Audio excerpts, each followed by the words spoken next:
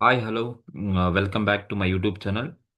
Today I'm going to be discuss another one question that is belongs to 2025 question paper Indian Accounting Standard 1 for 5th semester BCom ಗೆ ಸಂಬಂಧಪಟ್ಟಂತೆ last year ಏನು questions ಕೇಳಿದ್ರು last year question paper ಅಲ್ಲಿ ಆ ಒಂದು question ಪೇಪರ್ಗೆ ಸಂಬಂಧಪಟ್ಟ ಮತ್ತೊಂದು ಕ್ವಶನ್ಸ್ ಅನ್ನ ನಾನು ನಿಮ್ಮ ಮುಂದೆ ಇವತ್ತು ತಗೊಂಡ್ಬಂದಿದ್ದೇನೆ.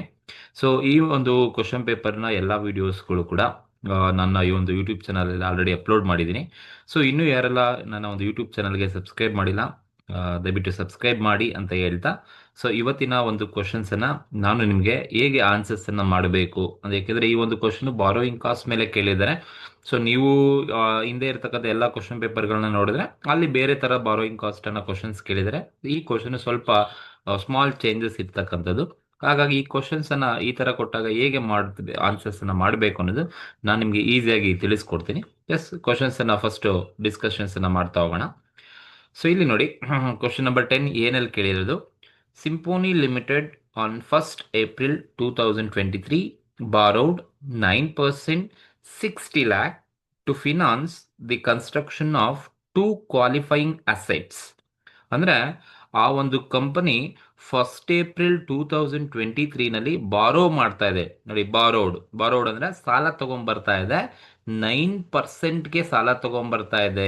9% ಏನಪ್ಪಾ ಅಂದ್ರೆ ಇಂಟ್ರೆಸ್ಟ್, 9% ಇಂಟ್ರೆಸ್ಟ್ಗೆ ಸಾಲ ತಗೊಂಡ್ಬರ್ತಾ ಇದೆ. ಎಷ್ಟು? 60 ಲ್ಯಾಕ್ ರುಪೀಸ್ ಅನ್ನ ತಗೊಂಡ್ಬರ್ತಾ ಇದೆ. ಬಿಕಾಸ್ ಟು ಫಿನಾನ್ಸ್, ಆ 60 ಲ್ಯಾಕ್ ಫಿನಾನ್ಸ್ ಏನಿದೆ, to construct the 2 qualifying assets. ಆ ಕ್ವಾಲಿಫೈಯಿಂಗ್ ಅಸೆಟ್ಸ್ ಅನ್ನ ಕನ್ಸ್ಟ್ರಕ್ಟ್ ಮಾಡಲಿಕ್ಕೆ ಒಂದು ಕಂಪನಿ 1st April 2023ನಲ್ಲಿ 60 ಲಕ್ಷ ಲೋನ್ ಅನ್ನ ತಗೊಂಡ್ಬರ್ತಾ ಇದೆ, ಬಾರೋ ಮಾಡ್ಕೊಂಡ್ ಬರ್ತಾ ಇದ್ದಾರೆ. ಸೊ 60 ಲಕ್ಷಕ್ಕೆ 9% ಇಂಟ್ರೆಸ್ಟ್ ಆಗಿ ಬಾರೋ ಮಾಡ್ತಾ ಇದ್ದಾರೆ ಅಂತ ಹೇಳಿದ್ದಾರೆ. And construction started on 1st April 2023. ಅಂದ್ರೆ ಎರಡು ಕ್ವಾಲಿಫೈಯಿಂಗ್ ಅಸೆಟ್ಸ್ ನ ಕನ್ಸ್ಟ್ರಕ್ಷನ್ಸ್ ಅನ್ನ 1st April ಅಲ್ಲಿ ಸ್ಟಾರ್ಟ್ ಮಾಡಿದಾರಂತೆ. Loan facility was availed on 1st April 23. ನೋಡಿ, ಯಾವಾಗ ಲೋನ್ ಗ್ರಾಂಟ್ ಆಗ್ಬಿಟ್ಟಿದೆ ಅಂದ್ರೆ ಲೋನ್ ಕೂಡ ಅದೇ 1st April 2023ನಲ್ಲೇ ಲೋನ್ ಫೆಸಿಲಿಟಿಯನ್ನು ಕೂಡ ತಗೊಂಡ್ಬಿಟ್ಟಿದ್ದಾರೆ. The funds was utilised given below table. That is funds ಒಂದು 60 ಲಕ್ಷನ ಹೇಗೆ ಯೂಸ್ ಮಾಡಿದೀವಿ ಅಂತ ಹೇಳ್ಬಿಟ್ಟು ಗಿವನ್ ಟೇಬಲ್ ಕೊಟ್ಟಿದ್ದಾರೆ ನೋಡಿ. ಟೇಬಲ್ ಏನಿದೆ, ಸೊ ಫ್ಯಾಕ್ಟ್ರಿ ಬಿಲ್ಡಿಂಗ್ ಒಂದು ಕ್ವಾಲಿಫೈಯಿಂಗ್ ಅಸೆಟ್, ಆಫೀಸ್ ಬಿಲ್ಡಿಂಗ್ ಒಂದು qualifying asset. So 1st April ಅಲ್ಲಿ ಅಮೌಂಟ್ ಅನ್ನು ಯೂಸ್ ಮಾಡಿದ್ದಾರೆ, 1st October ಅಲ್ಲಿ ಅಮೌಂಟ್ ಯೂಸ್ ಮಾಡಿದ್ರೆ ಅದನ್ನ ನಮ್ಗೆ ಅವ್ರು ಹೇಳಿರ್ತಕ್ಕಂಥದ್ದು. The remaining funds invested in temporarily in bank at 7% rate of interest. ನೋಡಿ, 60 ಲಕ್ಷ ಲೋನ್ ತಗೊಂಡಿದ್ದಾರೆ. ಸೊ 1st April ಅಲ್ಲಿ ಕನ್ಸ್ಟ್ರಕ್ಷನ್ ಮಾಡಲಿಕ್ಕೆ ಸ್ಟಾರ್ಟ್ ಮಾಡಿದ್ದಾರೆ. ಫಂಡ್ಸ್ ಏನಾದರೂ ಉಳ್ಕೊಂಡಿದ್ರೆ, ರಿಮೈನಿಂಗ್ ಫಂಡ್ಸ್ ಏನಾದರೂ ಉಳ್ಕೊಂಡಿದ್ರೆ ಅದನ್ನ ಟೆಂಪ್ರವರಿಯಾಗಿ ಬ್ಯಾಂಕಲ್ಲಿ ಡೆಪಾಸಿಟ್ ಅನ್ನ ಮಾಡ್ತಾ ಇದ್ದಾರಂತೆ. 7% ಇಂಟ್ರೆಸ್ಟ್ಗೆ ಟೆಂಪ್ರವರಿಯಾಗಿ ಇನ್ವೆಸ್ಟ್ಮೆಂಟ್ ಅನ್ನ ಮಾಡ್ತಾ ಇದ್ದಾರೆ ಅಂತ ಹೇಳಿದ್ದಾರೆ. Calculate the cost of asset ಅನ್ನ ಕ್ಯಾಲ್ಕುಲೇಟ್ ಮಾಡಿ. And cost to be capitalised, borrowing cost to be capitalised. ಎಷ್ಟು ಬಾರೋಯಿಂಗ್ ಕಾಸ್ಟ್ ಬರುತ್ತೆ, ಸೊ ಆ ಬಾರೋಯಿಂಗ್ ಕಾಸ್ಟ್ ಅನ್ನು ಕೂಡ ಕ್ಯಾಲ್ಕುಲೇಷನ್ಸ್ ಅನ್ನ ಮಾಡಿ ಅಂತ ಹೇಳಿದರೆ. ಸೊ ಟೋಟಲ್ ಈ ಒಂದು ಕ್ವಶನ್ಸ್ ಅಲ್ಲಿ ಸಿನಾರಿಯೋ ಏನಿದೆಪ್ಪ ಅಂದ್ರೆ, ಆ ಒಂದು ಕಂಪನಿ 60 ಲಕ್ಷ ಲೋನ್ ತಗೊಂಡಿದೆ. ಏಕೆಂದ್ರೆ ಎರಡು ಕ್ವಾಲಿಫೈಯಿಂಗ್ ಅಸೆಟ್ ನ ಕನ್ಸ್ಟ್ರಕ್ಟ್ ಮಾಡಲಿಕ್ಕೆ 9% ಇಂಟ್ರೆಸ್ಟ್ ಹಂಗೆ ತಗೊಂಡ್ಬಿಟ್ಟಿದ್ದಾರೆ. 60 ಲಕ್ಷ ಲೋನ್ ಅನ್ನ 1st April ಅಲ್ಲಿ ತಗೊಂಡಿದ್ದಾರೆ. ಸೊ ಆ 60 ಲಕ್ಷ ಲೋನ್ ಅನ್ನ ಹೇಗೆ ಯೂಸ್ ಮಾಡಿದ್ದಾರೆ ಅಂತ ನಮ್ಗೆ ಇಲ್ಲಿ ಹೇಳಿದ್ದಾರೆ ನೋಡಿ. ಫಂಡ್ಸ್ ಯುಟಿಲೈಸ್ಡ್ ಅಂದ್ರೆ ಯಾವ 60 ಲಕ್ಷ ಲೋನ್ ಯಾವಾಗ ಯೂಸ್ ಮಾಡಿದ್ದಾರೆ ಅಂತೆ. 1st April ಅಲ್ಲಿ 23ನಲ್ಲಿ ಫ್ಯಾಕ್ಟ್ರಿ ಬಿಲ್ಡಿಂಗ್ 10 ಲಕ್ಷ ಯೂಸ್ ಮಾಡಿದ್ದಾರೆ, ಆಫೀಸ್ ಬಿಲ್ಡಿಂಗ್ 20 ಲಕ್ಷ ಯೂಸ್ ಮಾಡಿದ್ದಾರೆ. 1st October 23ನಲ್ಲಿ 10 ಲಕ್ಷ ಫ್ಯಾಕ್ಟ್ರಿ ಬಿಲ್ಡಿಂಗ್ ಯೂಸ್ ಮಾಡಿದ್ದಾರೆ, ಇನ್ನು ರಿಮೈನಿಂಗ್ 20 ಲ್ಯಾಕ್ಸ್ ಅನ್ನ ಆಫೀಸ್ ಬಿಲ್ಡಿಂಗ್ಗೆ ಯೂಸ್ ಮಾಡಿದ್ದಾರೆ. ಟೋಟಲ್ 60 ಲಕ್ಷ ಲೋನ್ ತಗೊಂಡಿರೋದು ನೋಡಿ. ಫ್ಯಾಕ್ಟ್ರಿ ಬಿಲ್ಡಿಂಗ್ಗೆ 1st April 10, 1st October 10, total 20 lakhs use ಮಾಡಿದ್ದಾರೆ. ಆಫೀಸ್ ಬಿಲ್ಡಿಂಗ್ಗೆ 1st April 20, 1st October 20 ಇದೆ, 40 ಲ್ಯಾಕ್ಸ್ ಆಫೀಸ್ ಬಿಲ್ಡಿಂಗ್ ಯೂಸ್ ಮಾಡಿದರೆ ಟೋಟಲ್ 60 ಲಕ್ಷ ಲೋನ್ ಅನ್ನ ತಗೊಂಡು ಬಂದ್ಬಿಟ್ಟು ಬಾರೋ ಮಾಡ್ಕೊಂಡು ಬಂದು 60 ಲಕ್ಷನ ಆ ಒಂದು ಕನ್ಸ್ಟ್ರಕ್ಷನ್ಗೆ ಯೂಸ್ ಮಾಡಿದ್ದಾರೆ. ಸೊ ನಮ್ಗೆ ಹೇಳಿದರೆ ಕ್ಯಾಲ್ಕುಲೇಟ್ ಕಾಸ್ಟ್ ಆಫ್ ಅಸೆಟ್ ಅನ್ನ ಕ್ಯಾಲ್ಕುಲೇಟ್ ಮಾಡಿ, ಜೊತೆಗೆ ಸೊ ಏನಪ್ಪಾ ಒಂದು ಬಾರೋಯಿಂಗ್ ಕಾಸ್ಟ್ ಅನ್ನು ಕೂಡ ಕ್ಯಾಲ್ಕುಲೇಟ್ ಮಾಡಿ ಅಂತ ಹೇಳಿದ್ದಾರೆ. So first cost of asset ಅನ್ನ ಕ್ಯಾಲ್ಕುಲೇಟ್ ಮಾಡೋದಕ್ಕೂ ಮುಂಚೆ ಫಸ್ಟ್ ನಾವು ಬಾರೋಯಿಂಗ್ ಕಾಸ್ಟ್ ಅನ್ನ ಕ್ಯಾಲ್ಕುಲೇಟ್ ಮಾಡಬೇಕಾಗುತ್ತೆ. ಹೇಗೆ ಬಾರೋಯಿಂಗ್ ಕಾಸ್ಟ್ ಅನ್ನ ಕ್ಯಾಲ್ಕುಲೇಟ್ ಮಾಡೋದು ಹೇಗೆ ಅಂತ ಹೇಳ್ಬಿಟ್ಟು ಈ ಒಂದು ಕ್ವಶನ್ಗೆ ನಾನು ನಿಮಗೆ ಈಸಿಯಾಗಿ ಹೇಳ್ಕೊಡ್ತೀನಿ ನೋಡಿ. ಇದು ಕ್ವಶನ್ ಅಲ್ಲಿ ಇರ್ತಕ್ಕಂಥ ಇನ್ಫಾರ್ಮೇಶನ್. ಸೊ ಇಲ್ಲಿ ನಮಗೆ ಎರಡು ಕ್ವಾಲಿಫೈಯಿಂಗ್ ಅಸೆಟ್ಸ್ ಇರೋದ್ರಿಂದ ನಾನು 3 ಕಾಲಮ್ ಹಾಕೊಂಡಿದ್ದೀನಿ. So calculation of borrowing cost ಅಂತ ಹಾಕೊಂಡು ಒಂದು ನಾರ್ಮಲ್ ಪರ್ಟಿಕ್ಯುಲರ್ಸ್, ಒಂದು ಫ್ಯಾಕ್ಟ್ರಿ ಬಿಲ್ಡಿಂಗ್ ಕೊಟ್ಟಿದ್ದಾರೆ, ಇನ್ನೊಂದು ಆಫೀಸ್ ಬಿಲ್ಡಿಂಗ್ ಕೊಟ್ಟಿದ್ದಾರೆ. ಸೊ ಹಾಗಾಗಿ ಆ ಒಂದು 3 ಕಾಲಮ್ ನಾನು ಹಾಕೊಂಡಿದ್ದೀನಿ. ಫಸ್ಟ್ ನಾವೇನು ತಗೋಬೇಕಪ್ಪ ಅಂದರೆ ನೋಡಿ, ಈ ಒಂದು ಸಿಂಫೋನಿ ಲಿಮಿಟೆಡ್ ಫಂಡ್ಸ್ ಅನ್ನ ಬಾರೋ ಮಾಡ್ತಾ ಇದೆ. ಸೊ ಬಾರೋ ಮಾಡ್ತಾ ಇದ್ರೆ 9%ಗೆ ಬಾರೋ ಮಾಡ್ತಾ ಇದ್ದಾರೆ, 60 lakh rupeesಗೆ ಬಾರೋ ಮಾಡ್ತಾ ಇದ್ದಾರೆ. ನೋಡಿ, ಫಂಡ್ಸ್ ಅನ್ನ ನೀವು 60 ಲಕ್ಷಕ್ಕೆ ಬಾರೋ ಮಾಡ್ತೀರಂದ್ರೆ ಆ ಬಾರೋ ಮಾಡೋದಕ್ಕೆ ನಾವು ಏನು ರಿಟರ್ನ್ಸ್ ಆಗಿ ಕೊಡ್ಬೇಕಪ್ಪ ಅಂತ ಹೇಳಿದ್ರೆ, 60 ಲಕ್ಷ ನಾವು ಲೋನ್ ಬಾರೋ ಮಾಡಿದ್ದೀವಿ ಅಂದ್ರೆ 60 ಲಕ್ಷಕ್ಕೆ ಇಂಟ್ರೆಸ್ಟ್ ಕೊಡ್ಬೇಕು ತಾನೆ. ಸೊ ಹಾಗಾಗಿ interest on interest on loan interest on loan interest ಅನ್ನ ಕೊಡಬೇಕಾಗುತ್ತೆ. ಸೊ ಇಂಟ್ರೆಸ್ಟ್ ಆನ್ ಲೋನ್ ಅಂತ ಕರಿತೀವಿ. ಎಷ್ಟಪ್ಪ ಇಂಟ್ರೆಸ್ಟ್ ಆನ್ ಲೋನ್ ಅಂತ ಹೇಳಿದ್ರೆ, ಸೊ ನೋಡಿ, ನಾನು ಇಲ್ಲಿ ಕ್ಯಾಲ್ಕುಲೇಷನ್ಸ್ ಅನ್ನ ಮಾಡ್ಬೇಕಾದ್ರೆ ಫ್ಯಾಕ್ಟ್ರಿ ಬಿಲ್ಡಿಂಗ್ಗೆ ಎಷ್ಟು ಇಂಟ್ರೆಸ್ಟ್ ಬರುತ್ತೆ ಅಂತ ಹೇಳಿದ್ರೆ, ಸೊ ನೋಡಿ, 1st April ಅಲ್ಲಿ 10 lakh rupees ಅನ್ನ ಯೂಸ್ ಮಾಡಿದ್ದಾರೆ, ಪ್ಲಸ್ 1st April 10 lakh ಇದೆ, ಪ್ಲಸ್ 1st October ಅಲ್ಲಿ 10 lakh rupees ಅನ್ನ ಯೂಸ್ ಮಾಡಿದ್ದಾರೆ. ಸೊ ಅಂದ್ರೆ ಟೋಟಲ್ ಅಲ್ಲಿಗೆ ಎಷ್ಟಾಯ್ತಪ್ಪ, ಅವರು ಒಂದು ಆಫೀಸ್ ಫ್ಯಾಕ್ಟ್ರಿ ಬಿಲ್ಡಿಂಗ್ಗೆ 1st April 10 lakh, 1st October 10 lakh, total 20 lakh factory ಬಿಲ್ಡಿಂಗ್ಗೆ ಯೂಸ್ ಮಾಡಿರ್ತಕ್ಕಂಥದ್ದು.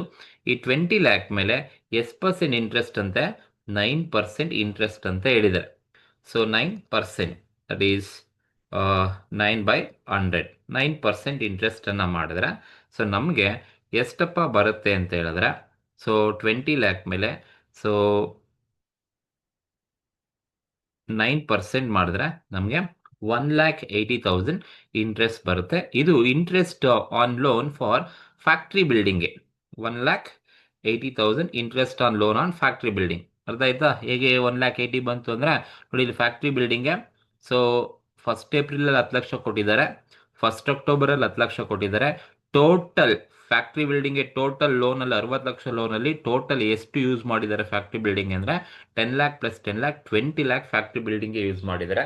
ಸೊ ಆ 20 lakh ಮೇಲೆ 9% ಮಾಡಿದ್ರೆ ನಮಗೆ 1,80,000 ಫ್ಯಾಕ್ಟ್ರಿ ಬಿಲ್ಡಿಂಗ್ ಬರುತ್ತೆ. ಸೊ ನೆಕ್ಸ್ಟ್ ಅದೇ ತರ ಆಫೀಸ್ ಬಿಲ್ಡಿಂಗ್ಗೆ ನೀವು ಕ್ಯಾಲ್ಕುಲೇಷನ್ಸ್ ಅನ್ನ ಮಾಡ್ತೀರಾ ಅಂದ್ರೆ, ಆಫೀಸ್ ಬಿಲ್ಡಿಂಗ್ಗೆ 20 lakh ಅನ್ನ ಯೂಸ್ ಮಾಡಿದ್ದಾರೆ 1st April ಅಲ್ಲಿ, ಪ್ಲಸ್ 20 lakh 1st October ಅಲ್ಲಿ ಯೂಸ್ ಮಾಡಿದ್ದಾರೆ. ಸೊ ಟೋಟಲ್ ಮಾಡಿದ್ರೆ ಅಲ್ಲಿಗೆ 40 lakh ಆಫೀಸ್ ಬಿಲ್ಡಿಂಗ್ಗೆ ಯೂಸ್ ಮಾಡಿದರೆ, ಈ 40 lakh ಮೇಲೆ 9% ಅನ್ನ ಮಾಡಿದ್ರೆ ಸೊ ನಮಗೆ ಸೊ ಎಷ್ಟು ಬರುತ್ತಪ್ಪ ಅಂತ ಹೇಳಿದ್ರೆ 3,60,000 ಇಂಟ್ರೆಸ್ಟ್ ಬರುತ್ತೆ. 3,60,000. ಸೊ 40 lakh ಮೇಲೆ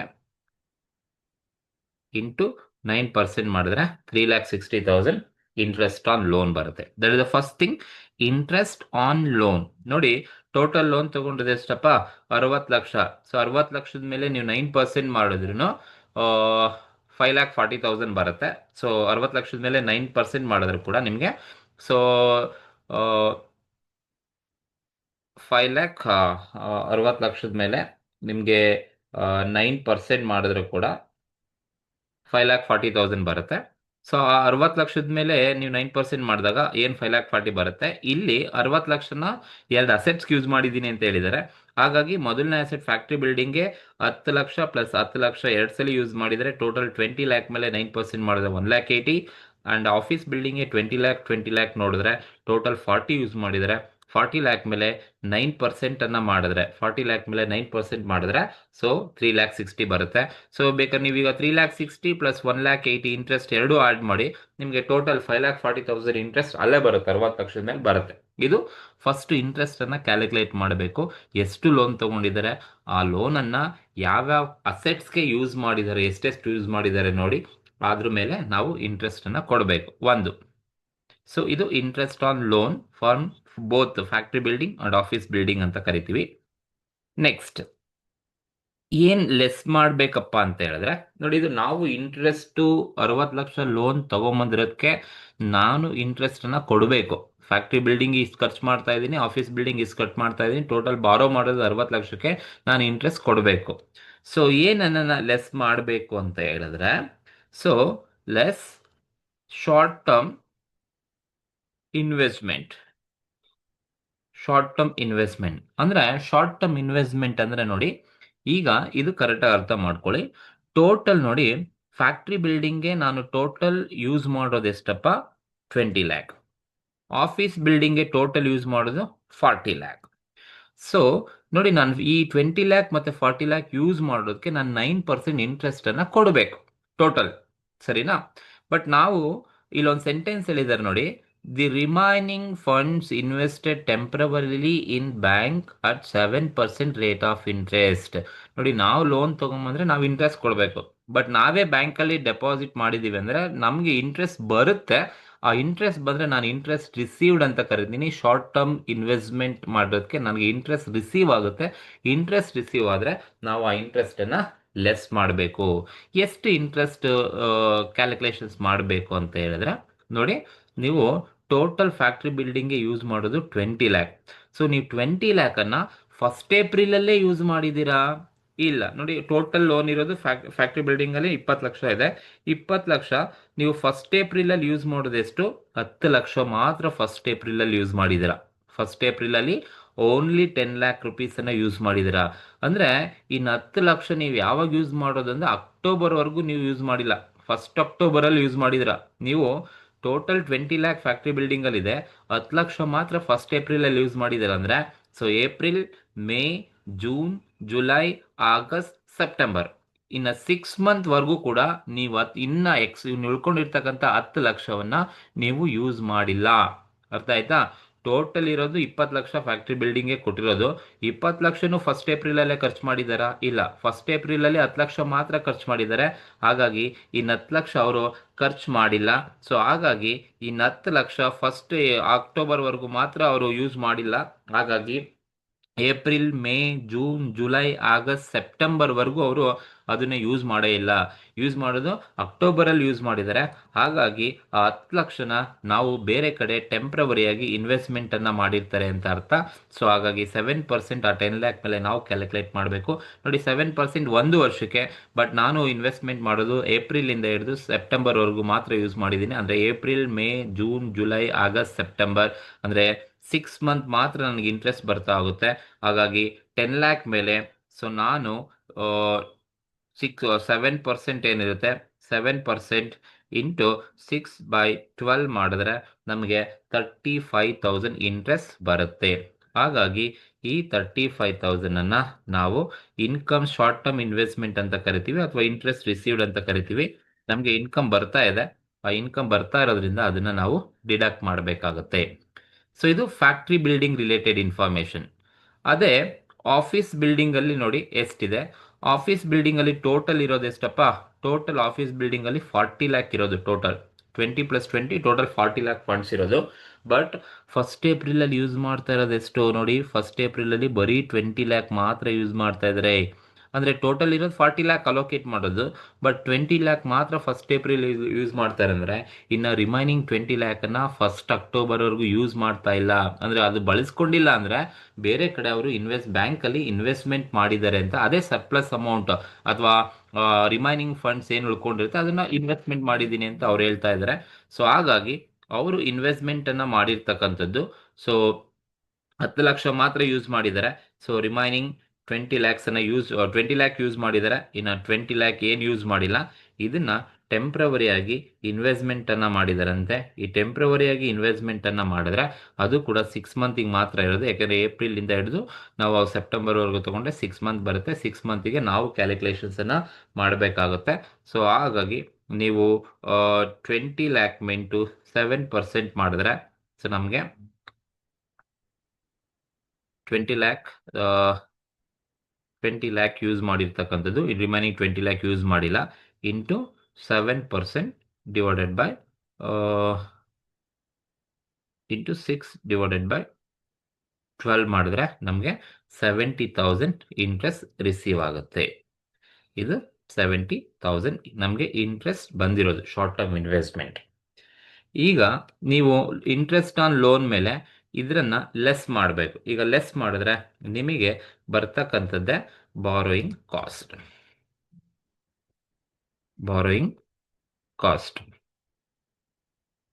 ಎಷ್ಟು ಬರುತ್ತಪ್ಪ ಬಾರೋಯಿಂಗ್ ಕಾಸ್ಟ್ ಅಂತ ಹೇಳಿದ್ರೆ? ಸೊ 1,80,000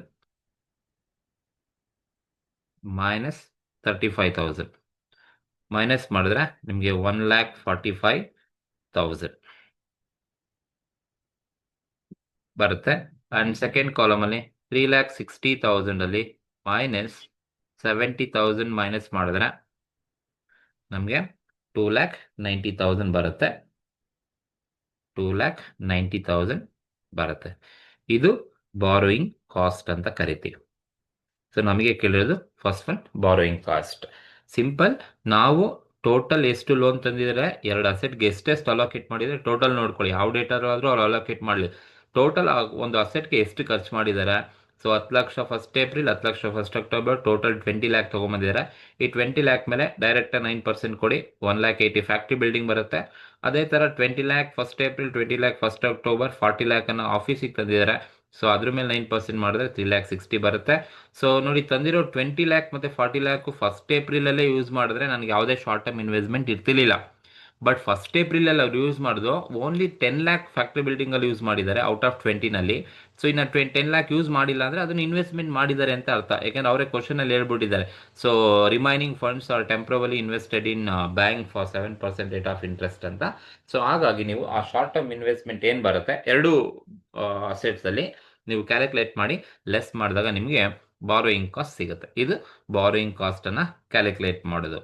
ಸೊ ಇದೊಂದೇ ಮಾತ್ರ ಕ್ಯಾಲ್ಕುಲೇಟ್ ಮಾಡೋದಲ್ಲ, ನಮ್ಗೆ ಇನ್ನೊಂದು ಏನು ಕೇಳಿದ್ದಾರೆ ಕ್ವಶನಲ್ಲಿ ಅಂದರೆ ಕಾಸ್ಟ್ ಆಫ್ ಅಸೆಟ್ ಅನ್ನು ಕೂಡ ಕ್ಯಾಲ್ಕುಲೇಟ್ ಮಾಡಿ ಅಂತ ಹೇಳಿದ್ದಾರೆ. ಕಾಸ್ಟ್ ಆಫ್ ಅಸೆಟ್ ಅನ್ನು ಕ್ಯಾಲ್ಕುಲೇಟ್ ಮಾಡಬೇಕಾಗುತ್ತೆ. ಸೊ ಹಾಗಾಗಿ calculation of cost of asset, cost of assets, ಅಸೆಟ್ದು ಎಷ್ಟು ಕಾಸ್ಟ್ ಬರುತ್ತೆ ಅಂತ ಹೇಳಿದ್ರೆ ಜಸ್ಟ್ 3 ಕಾಲಮ್ಸ್ ಡ್ರ್ಯಾಗ್ ಮಾಡ್ಕೊಳ್ತೀನಿ. Just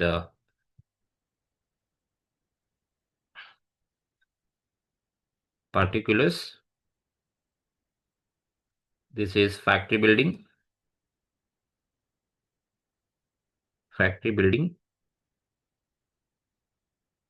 and last one office building.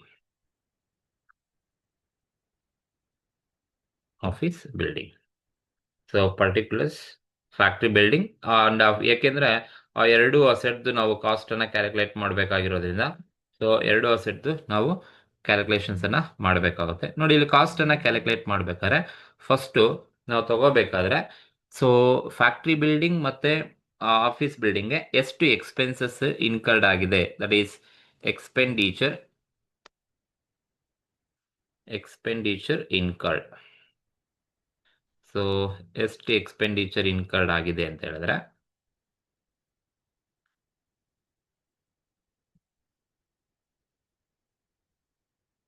Expenditure incurred ಅಂದ್ರೆ ಟೋಟಲ್ ಲೋನ್ ಅಮೌಂಟ್ ಅನ್ನ ಎಷ್ಟು ಕೊಡ್ತಾ ಇದ್ದೀರಾ. ನೋಡಿ, ಟೋಟಲ್ 60 ಲಕ್ಷದಲ್ಲಿ 20 ಲಕ್ಷ ಫ್ಯಾಕ್ಟ್ರಿ ಬಿಲ್ಡಿಂಗ್ಗೆ ಕೊಡ್ತಾ ಇದ್ದೀವಿ, 20 ಲಕ್ಷ ಫ್ಯಾಕ್ಟ್ರಿ ಬಿಲ್ಡಿಂಗ್ ಕೊಡ್ತಾ ಇದ್ದೀವಿ ಅಂಡ್ 40 ಲಕ್ಷ ಆಫೀಸ್ ಬಿಲ್ಡಿಂಗ್ಗೆ ಕೊಡ್ತಾ ಇದ್ದೀವಿ. ಇದು ಎಕ್ಸ್ಪೆಂಡಿಚರ್ ಇನ್ಕರ್ಡ್ ಅಂದರೆ ಎಷ್ಟು ಲೋನ್ ಅಮೌಂಟ್ನ ಅಲ್ಲಿ ಕೊಟ್ಟಿದ್ದೀರಾ ಆಯಾ ಬಿಲ್ಡಿಂಗ್ಗೆ. ಈ ಎಕ್ಸ್ಪೆನ್ಸಸ್ಗೆ ಏನು ಮಾಡಿ ಅಂದರೆ ಆ್ಯಡ್ ಮಾಡಿ ಅಂದರೆ ಬಾರೋಯಿಂಗ್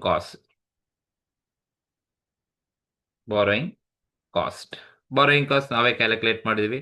ಫ್ಯಾಕ್ಟ್ರಿ ಬಿಲ್ಡಿಂಗಲ್ಲಿ 1,45,000 ಇದೆ, 1,45,000 ಇದೆ. ಆಫೀಸ್ ಬಿಲ್ಡಿಂಗಲ್ಲಿ 2,90,000 ಇದೆ.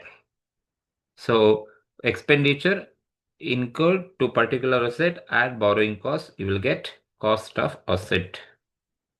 Cost of asset ಇರುತ್ತೆ 21,45,000 for office factory building and 42,90,000 for office building. ಇದು ಕಾಸ್ಟ್ ಆಫ್ ಅಸೆಟ್ ಅಂತ ಕರಿತೀವಿ. ನೀವು ಕಾಸ್ಟ್ನ ಕ್ಯಾಲ್ಕುಲೇಟ್ ಮಾಡಬೇಕು ಅಂದರೆ ಫಸ್ಟ್ ನೀವು ಸೊ ಏನು ಮಾಡಬೇಕಪ್ಪ ಅಂತ ಹೇಳಿದ್ರೆ ಸೊ ಬಾರೋಯಿಂಗ್ ಕಾಸ್ಟನ್ನು ಕ್ಯಾಲ್ಕುಲೇಷನ್ಸನ್ನು ಮಾಡಬೇಕಾಗುತ್ತೆ. ನೀವು ಬಾರೋಯಿಂಗ್ ಕಾಸ್ಟನ್ನು ಕ್ಯಾಲ್ಕುಲೇಟ್ ಮಾಡಿದ್ರೆ ಆ ಬಾರೋಯಿಂಗ್ ಕಾಸ್ಟ್ ಏನಿರುತ್ತೆ ಸೊ ಅದನ್ನು ಸೊ ನಾವು ಆನ್ಸರ್ಸ್ ಆಗಿ ಈಸಿಯಾಗಿ ಫೈಂಡ್ ಔಟ್ ಮಾಡ್ಬೋದು. This is cost of asset and this one borrowing cost related information. So ಇದು ನಿಮ್ಮ ಲಾಸ್ಟ್ ಇಯರ್ ಕ್ವಶನ್ ಪೇಪರಲ್ಲಿ ಇರ್ತಕ್ಕಂಥದ್ದು. ಈ ಒಂದು ಕ್ವಶನ್ಸಲ್ಲಿ ನಿಮ್ಗೆ ಏನಾದರೂ ಡೌಟ್ ಇದ್ದರೆ ಅಥವಾ ನೀವೇನಾದರೂ ಕ್ವಶನ್ಸನ್ನು ಕೇಳಬೇಕು ಅಂದರೆ ಸೊ ನನಗೆ ಒಂದು ಕಮೆಂಟ್ ಮೂಲಕ ನಿಮ್ಮ ಒಂದು ಮಾಹಿತಿಯನ್ನು ಶೇರ್ ಮಾಡಿಕೊಂಡ್ರೆ definitely I will reach you. Thank you.